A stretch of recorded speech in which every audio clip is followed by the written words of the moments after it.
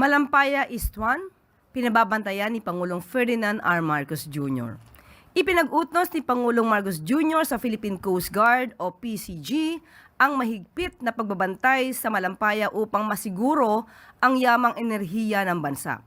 Bilang tugon, binigyan diin ng PCG sa pangunguna ni Commandant Admiral Ronnie Hale Gavan ang planado at maingat na paglagay ng kanilang 97-meter offshore patrol vessel sa Malampaya East. Kasama ring ilalagay doon ang dalawang 44-meter patrol vessel at aerial assets ng PCG.